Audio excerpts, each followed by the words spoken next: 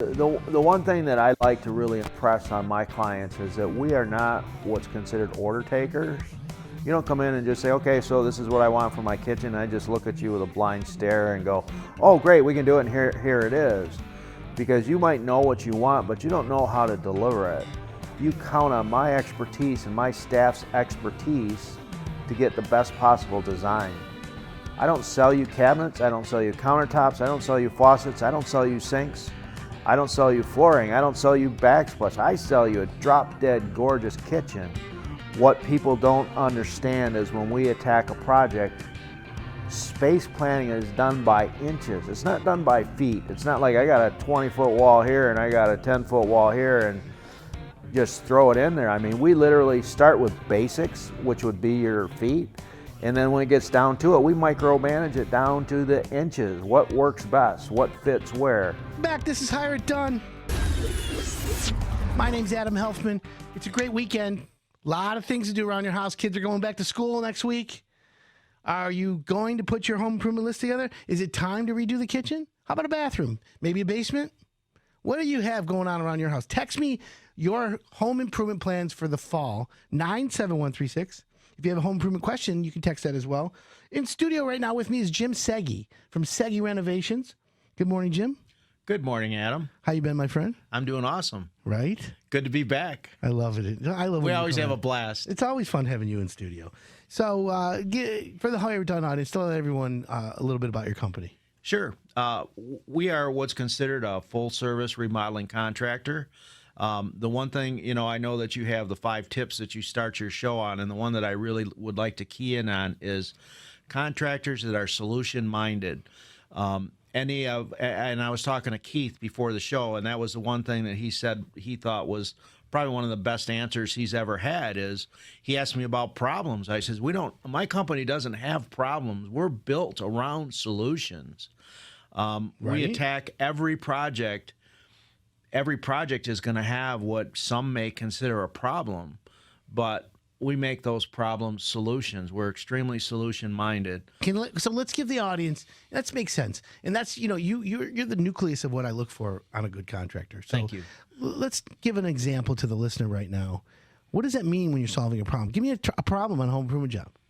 I think a great example that I had was we had a client that called the office, and she says, we've had 4 contractors out here, and I wanted a bigger shower, and everybody said we couldn't do it. I walked into the office, and Lauren, my office manager, gave it to me with a big smile on her face and said, go see her and tell her how to do it. So I went out there, and, it takes a little bit of time, and it takes a little bit of persistence to find a solution, but there's always solutions to every problem. So basically what we did in this case was they had, I think 10 lineal feet of vanities. So by taking the vanities, splitting the vanities up, it gave us the room to give the large shower.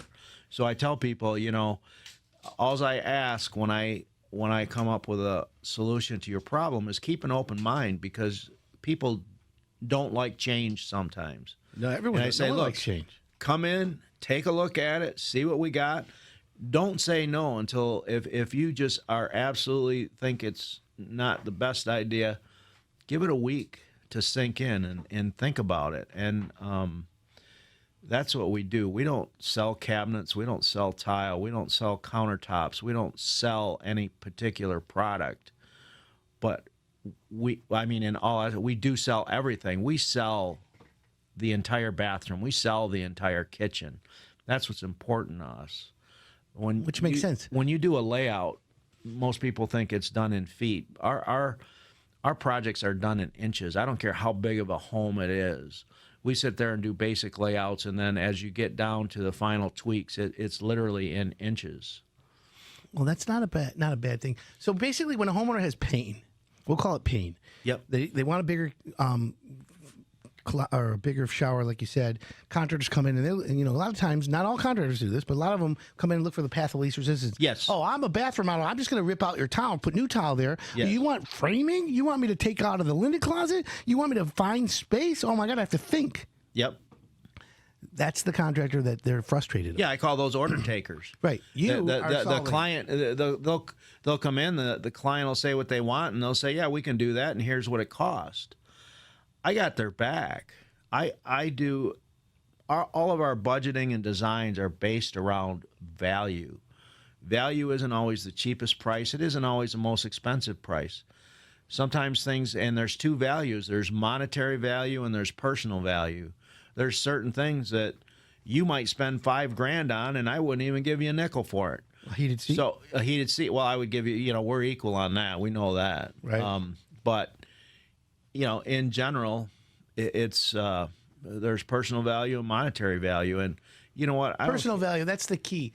And I want to touch on that because I tell people, look, if you're going to spend on an average 3-piece bath today without changing the floor plan, the average low price starts at $15,000. Would you agree? I agree 100%. So the question is some people say, oh my God, that's expensive. And I say to them, well, when it's all done and you love it, is there value you can put on your feelings for that and the way you're using it? Right. That's where people think, oh yeah, I guess you're right. You know? And sometimes if you go from 15 to 16.5 is the difference between plain and drop dead gorgeous. Correct. And you know, and again, everybody has a budget, but if you're going to spend 15, in most cases, 16.5 isn't really that much of a deal breaker. No, it's not. And In the we scheme of explain things- what you get for that. I'll say, look, 15 you get this, 16.5 you get this. Maybe we only end up at 15.7. Right. Maybe they say, well, you know, I kind of like that, kind of not that. To me, I wouldn't be insulted if they just said, nope, I want to stick to 15 because I've shown them what they could get. So they've made what I call an intelligent choice. And it's or okay an for them to say no. informed choice. It is. You know what the 4 dirty words of home improvement is? No, We might as well. might as well. We might as well. Yeah. Because then you know that's where they go. You say to them, all right, let's go tile shopping. Yes. And you know they got a $6 a square foot allowance for, let's say, wall tile. Yep. And for $6 at the tile shop, you can get really, really, really great tile. Right. But they all of a sudden see this enlarged rectangular marble tile that's usually $12 on sale for $8. And they have a $6 allowance. So they're like, well, it's only 400 square feet and it's $2 more a square foot. So we might as well get that. We got That's this right. $800. Who cares? right? So now they're at 15. They went to 15.8 now. We might as well. And I can honestly tell you that I've actually had clients that have picked out expensive stuff. I had a client one time that picked out a $9,000 Callista clawfoot tub. And I said to her, I said, Deb, I says, that's a lot of money for a tub. I says, here's one that's $3,000. It looks about the same. If you're interested. And she just said? looked at me and she says, you know, I want the Callista name. And I love that tub. You got it. So It'll look I don't beautiful care, right there. but so that just shows that I try to be upfront and honest. No, I'm not That's out what you to. need to do. That's your job as a great contractor. Yes. All right, we're going to take a quick break. When we come back, we've got Jim Segi Renovations. We're going to talk trends. We're going to talk about, can you get your job done this year still? I'm Adam Helfman. This is the Hire It Done Radio Network. Welcome back. This is the Hire It Done Radio Network. My name's Adam Helfman. We got Jim Segi from Segi Renovations in studio. Welcome back, Jim. Good morning, Adam. So, you know, you're a full service contractor, remodeler. Kitchens and baths are ruling the roost right now. Yes, You've they been doing it over how many years? 30. 30 plus years. I got to agree with the trends. Kitchens and baths really are the way to go. If you're really looking for resale value, if you're looking for enjoyment, it's just the best rooms in the house to renovate. Yes, they are. You know, and one thing to point out, I was thinking about it during the break when we were kind of talking about it, and I have two or three projects right now that I'm working on, and they're at both ends of the fence. Meaning I have one that I'm doing stuff for a client, and they're kind of fixing everything up because they want to sell it in the next 3 to 5 years. Sure. And I've got two more that I'm working on that just bought homes that we're coming in and we're making it to be their dream home. One of my clients that we're working with literally spent over 2 years trying to they wanted to move. They had certain criteria that they wanted, and they says, you know what, we just can't find it unless we just spend. I mean, they would be in the Yeah. the $1 million price range. What's And one of the biggest reasons why people stay and renovate? They can't find something else. yes, Because what happens is they go out and they find, oh, well, we like this house, but we have to spend too much money to bring this house up to what we want. yes, Some people are like, you know what? I'm going to stay here, and they're going to take me out of this house in a pine box. If that's you, then doesn't matter how much you spend on renovating. Just make it worth make it the enjoyment of it. Do it. right. How much is the average kitchen today? We use, and again, kitchens range in different sizes, but anywhere between 30 to 60,000 is what we normally tell our clients. That's the sweet spot. yes. There are people who say, "Oh, I can get a kitchen for 15 grand." Okay, go get it. No problem. Yep. I'm sure you get what you pay for. But the starting price from the stuff that I think in here is about 25 grand, and that's a basic kitchen, and goes up from there. Right. Recently, I was working with a homeowner, and they were discussing quartz. Yes. It seems like quartz is the only. It's like ruling the roost right now. Granite's great, people love it, but for countertops, quartz is the way to go. What is your opinion of that? To be honest, what it boils down to is a value. Granite is in a lot of cases, and not every case, is less expensive than the quartz. Sure. What I actually tell my clients is pick what you like and what you can afford. There's some nice granites that are going to give the great updated look Sure. and be a little bit less than quartz, but we've done a lot of projects where we've chosen the quartz because it just adds that extra design element that you can't get in granite. And that's the thing, It's one of the most difficult things to explain because there's so many different price groups of granite. Sure. Whereas they go A to Z. I mean, if you get something that's in a J, K, F group, yeah, that's more expensive than quartz, sure. but it's also more interesting than quartz. Well, listen, each granite, the slabs are unique. That slab that you have, it's right there in front of you, is different than every other slab. Yes. Quartz is manufactured. Everything's the same. Yes. I happen to like quartz because of the beauty, the selection, the way they can make it consistent, and the ease of use of it. We partnered with Hard Rock Stoneworks, who's our quartz / Yeah, I've been. They have an awesome showroom. They have. one of the best. They really do. And so I've been recently dealing with them, and I'm like, if you want like a white marble look, they got 30 different quartzes Yes. that you can get. White marble look quartz is the way to go, hands down. And That's it's one that amazing. you don't. Yeah. And the other thing to consider when you're trying to pick countertops, especially in a kitchen, is if it has to be seamed, is the product how well are the colors and the movement in the stone going to seam, and where are the seams going to be? Can you see it? Can you see it? So You can hide the seam. There's even a little bit in depth than the actual product. It's how big of slabs are available. Well, there is different quality levels in the product. Yes. Different manufacturers of quartz have different formulas. Yes. Because quartz is ground up quartz mixed with a resin, mixed with their design, and they put it in this mold. Pour it, push it out, pultrude it, whatever. The lighter the color, the harder the material for quartz. Harder to make it match, or the harder? Hardness. Oh, wow. You can literally take a 4-inch backsplash out of some of the darker colors, and if you got, say, a 5-foot piece, and you're outside by a huge hard trash can, you can take that and whack it, and it may break in half. Really? If you have a piece that's almost solid white, Yeah. chances are pretty good the first whack or two, it's not going to break. It just has that much more resin in it. That's interesting. And yeah, so there's just a lot that goes into it. Have you been to the big box stores lately? Honestly, Yeah. not really. Okay, I was recently in them. You know what was cool? Menards is cool. I didn't realize cool. Menards has like groceries a little bit. They have like unique things, and they have this escalator. I buy my dog food there. They have an escalator. It's kind of like on an angle, like a low pitch. It's kind of cool.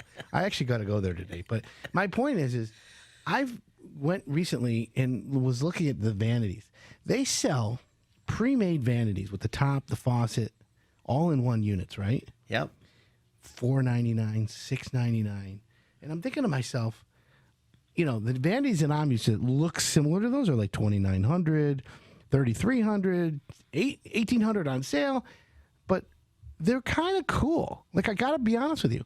I'm not sure I'd put it in my own house, but if I'm doing a flip or a low budget deal, you can almost steal the idea and the look of an expensive one with these products. And I'm thinking to myself, I know, like a guy like you, Jim, you're custom, and your customers demand it with the the clawfoot tub you were talking about. Yes. But the other side of the spectrum is when you have a powder room that's not used all the time, and you got a nice vanity like that, and it's a nice top. What is wrong with using it? Is there anything wrong with that? I think the key words that you hit on was if you're doing a flip house or you're looking for something that's less expensive.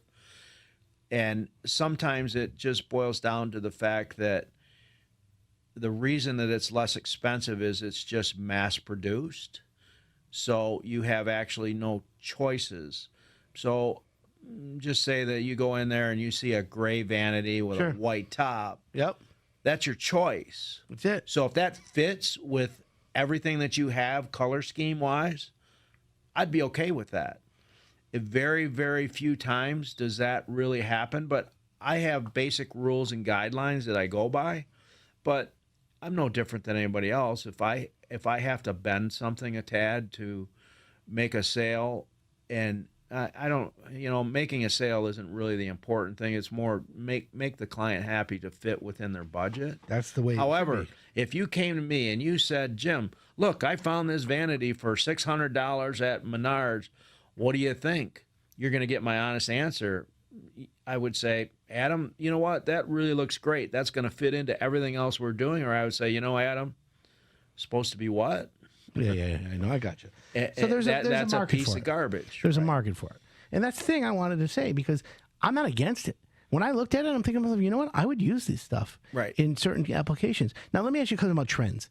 Everyone wanted white shaker and gray and all the gray and all the grayish and the white and those colors. I'm getting a little bit on the edge of overused. What is your opinion? Still popular, not popular, or are you seeing other trends back to different colors of cabinets? So from a cabinet standpoint, your stained woods and your medium to darker colors always are going to stay in popularity. They may trend up and down a little bit, but I don't think those are ever going to go away. Pretty much your oak, that's passé as far as cabinets. I did some quarter sawn oak cabinets that were just really gorgeous, but it's a different look than your standard oak. Oak flooring and everything, it's in so many houses. You still see a lot of oak trim, a lot of oak doors. As far as oak cabinets, those are gone. They have a lot of what I would consider transitional colors of grays, where they're not painted, they're stained. Sure. So they're not stained to gray. We have a couple colors, Anchor. They just came out with a new one called, I believe it's Kaboo, and they're brown gray mixes a little bit, so it has the hint of gray that you can do a lot of really cool things with, like you were mentioning. So this is where your marble expertise comes in. People can come to you and talk to you about, the colors of gray Yes. and different shades and how to make it still work and how to do that. Now, how important is hardware? It's very important. So because- also hardware makes a difference because as well. your hardware, there's two different ways to do hardware. Speaking of handles, pulls, and Yeah. all that kind of stuff, it can either be an accent piece or it can be monochromatic. I want to talk about that. We're going to take a quick break, though. We get back when we come there. Great. All right. We're going to take a break. We got Jim Seggy, Seggy Renovations. We're talking about kitchen and bath remodeling, what the trends are, what's going on, and what's going on for the rest of the weekend. I'm Adam Helfman. You're listening to the Hire It Done Radio Network. Welcome back. This is Hire It Done. My name's Adam Helfman. I'm your host. Jim Seggy from Seggy Renovations in studio. Jim, it seems like one of the black clouds over the home improvement business is the job always takes too long. In your situation, you guys pretty much hit all your timelines. What are some of the reasons why a job takes longer? Let's just talk about why a job goes. If the homeowners ask you, hey, Jim, our kitchen remodel that we were working with you said 12 weeks. Yep. So, okay, 12 weeks is fair. right? From the time the certainly. cabinets arrive to the finish, 12 weeks. Why would a job take 16, 18, 24 weeks, or even longer? What are some of the reasons? Well, some of the reasons. So if we're talking a kitchen remodel, let's talk about some of the things first that makes it actually take 12 weeks, because sometimes people can't even comprehend that. Right. There's certain processes and steps that has to go through, which means you can't even measure for granite until the cabinets are in.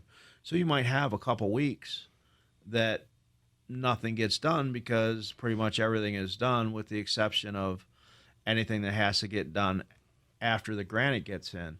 We normally tell our clients that, I explain that to them, and then once the granite is in, you normally have a week after the granite's in to finish up, which means hook up all your plumbing, hook up all your appliances, do your tile backsplash, do your grouting, do your final paint touch-ups. And there's also a certain process that, if you get a cabinet that's damaged, and it's what's considered a damage that is non-repairable, and that You need to order a new one. that's a key cabinet, there could be delays there. That doesn't happen very often, because in most cases, if it's a door or anything that's broken, you can still hang the box, take the door off, or even if it's a drawer or anything like that. What about homeowner changes? When a homeowner makes changes, That can cause delays, but I got to tell you, and I'm tooting my own horn here, but we don't have too many changes because we try and be as thorough as we can before we start. There shouldn't be, and I'm as guilty of making, if I'm halfway through a project or doing a project and there's something that I see that's going to enhance the beauty of the project, I mean, I'm not afraid to bring it up, but that's really far and few between. I really have never had a problem. I can't say never, but in general, homeowner changes don't happen too much because we're pretty thorough before we start. Sure. Not that things can't change, and we also have what's considered a term called usable completion. So if we say 12 weeks, and the two key factors is the start date is from the day that we actually start the work. It's not from the first day you called my office. Sure. That's been one thing that was a misconception one or two times, so I make that perfectly clear with my clients. And number two, if we say 12 weeks and maybe the example of a damaged cabinet, well, maybe the door was reordered and it's not in, and after 12 weeks you can go in and you can cook and you can use your dishwasher and you can wash your dishes and do all that stuff, and say it takes 2 extra weeks to get that door in, which you could say, well, Yeah. you didn't finish for 14 weeks. No, that happens. I get it. And that's not, the point. it's really 12 weeks would be what I consider usable completion. So is it smart to think that a contractor, even like yourself, when changes are made, Yes. it's not just changing what's going on, but it's also changing the timeline and telling the homeowner, all right, Mrs. Jones, listen, you wanted to change from laminate to quartz, and the quartz you picked is a special order and it's 4 weeks away. Yeah. You can either wait and we'll get it and you'll have the kitchen you want, or we got to find an alternative that's quicker. But either way, there's a delay. Do you need the homeowner to sign that they acknowledge there's a delay, or basically is it enough that it's verbal? You and I, you I've always, homeowner? you know what, I usually get along pretty well with my clients. I normally just do it verbally and give them the choice. I can't say that in a few exceptions I might not make somebody do a sign off because, but let's take it. Let's look at the nuts and bolts of the timing and everything. What really, first of all, very clearly is we are invading somebody's personal space and they don't like it. Bottom line, we're in their house every day, and even though I say, look, you got to look at the prize at the end. You're interrupting their life, and that in itself is stressful to people. I read a story real quick. I want to interrupt you. Yes. Back in the day when I was a contractor, I used to keep my finger on the pulse of the psychology of home improvement. Nice. Yeah, and the reason why is because it's a big psychological impact when you're in someone's home. So I don't know if it's just my science or I read this or heard this from, but I'm going to tell you right now, the homeowner loves you up until the 21st day. Yeah. So after 21 days, you've invaded their comfort zone. They get the excitement worn off of coming home, looking at what's going on. Now the dust, the debris, the schmutz and all that's building up around the house. And the homeowner's like, when is this going to end? Right? And that's when they start to twist their head a little and say, is this job taking longer than it's supposed to? What's going on? Because, there's stuff going on in the beginning of the excitement. But then after 21 days, 3 weeks into it, there's a delay because of permits, because of inspections, because of countertops. And that's you're answering. So that's exactly what happens. Say we use the 12-week example in the first, we'll call it 21 days, even the first 4 weeks. They're excited. They're seeing what's going on. Everything's moving rapidly. Right. And then there's a lull. And they forget that you already talked to them about it. And mentally they think, well, they did so much the first 6 weeks, so that 12 weeks that he said doesn't mean anything anymore. Now it should be 10. So they mentally change the time frame that you gave them, which isn't fair to me. Of course not. Or they remember something else somebody else promised them and not what you promised them. Yes. That's why I always say you got to put everything in writing. My best projects are under two sceneries. We finished one not too long ago. It was a huge, it was pretty much a whole home renovation. Sure. And the clients traveled. Yeah, when they're not there. And she was in New York Monday through Friday.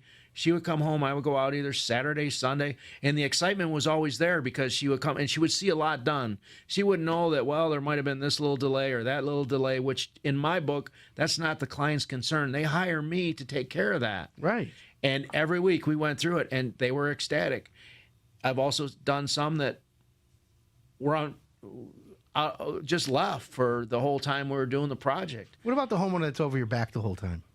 That's extremely difficult because I don't need them over my back because they hired me. They can't help themselves. They hired me to run their project. Have you ever been accused? I know more than they do. Of course you do. Maybe that sounds terrible, but I do. Have you ever been accused of doing something wrong on a job? I would say if I had to answer that honestly, I'm sure I have. Nothing that pops to the top of your head. No. All right. The reason why, because I want to get some topics for my podcast, Contractor Therapy. Yes. And it's, stories from contractor from hell and homeowner from hell. So the one that sticks in my mind, and this was when I first started in business, we were building a closet for a lady, and she sat on a stool and she had these 4-foot dolls, and all she did, she was rolling curlers in this doll's hair, staring at us. That was creepy. Wow. We couldn't talk. We couldn't talk as contractors in front of you can't. In front of them. The doll. First thing people, if they see us talking, they're like, "There's a problem. There's a problem. There's a problem." No, ma'am. Your job is custom, and we have to just figure it out. We have blueprints. You can't go anywhere and see a set of blueprints and expect nobody to talk about. No, it's not a problem. Okay, no one wants that. No. So that's where it becomes difficult, where they kind of meddle in, and I just need to be left alone and let me do my job. And if I have a question, you'll be the first one that I won't ask you. I will give you a solution. Ask for permission. There you go. Here's what we found. Here's what we recommend. Are you okay with that, or do we need to talk about it? I don't say, here's the problem. What do we do?